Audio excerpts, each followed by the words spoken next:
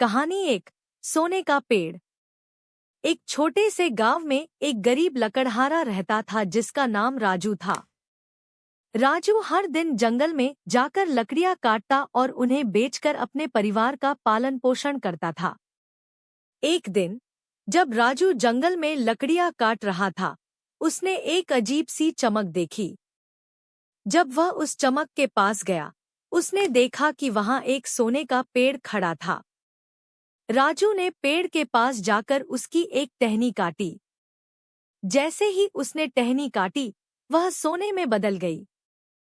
राजू बहुत खुश हुआ और उसने सोने की टहनी लेकर बाजार में बेच दी। उसने अपने परिवार की आर्थिक स्थिति को सुधारने के लिए सोने की टहनियां बेचने का काम शुरू कर दिया। लेकिन जैसे जैसे समय बीतता गया, राजू की लालच बढ़ती गई। उसने पेड़ की सभी टहनियां काट डालीं और अंत में पेड़ को भी काट दिया। उसके पास अब बहुत सारा सोना था, लेकिन पेड़ के बिना उसकी आर्थिक स्थिति फिर से खराब हो गई। राजू ने समझा कि लालच का अंत हमेशा दुखद होता है। उसने सोने का पेड़ काटकर अपनी ही खुशियों को खत्म कर दिया। उसने सीख लिया कि सच्ची खुशी मेहनत और संतोष में है, न कि लालच में।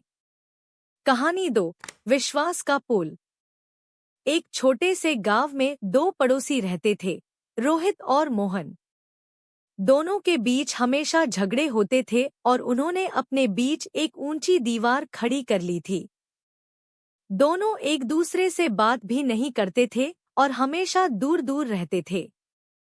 एक दिन गांव में एक संत आए और उन्होंने दोनों के झगड़ों के बारे में सुना। संत ने दोनों से बात की और उन्हें एक सुझाव दिया कि वे मिलकर एक पुल बनाएं, जो उनके बीच की दीवार को तोड़ दे। रोहित और मोहन ने संत के सुझाव पर विचार किया और आखिरकार वे मान गए। दोनों ने मिलकर एक पुल बनाया और धीरे धीरे उनके बीच की दुश्मनी खत्म हो गई। उन्होंने समझा कि विश्वास और दोस्ती की अहमियत क्या होती है। उन्होंने अपनी पुरानी कड़वाहटों को भूलकर एक नई शुरुआत की और गांव में शांति और प्रेम फैलाया। इस तरह विश्वास और दोस्ती का पुल बनाकर रोहित और मोहन ने अपने जीवन को खुशियों और सुकून से भर दिया। उन्होंने सीख लिया कि एकता और आपसी सहयोग से ही जीवन में सच्ची खुशियां पाई जा सकती हैं।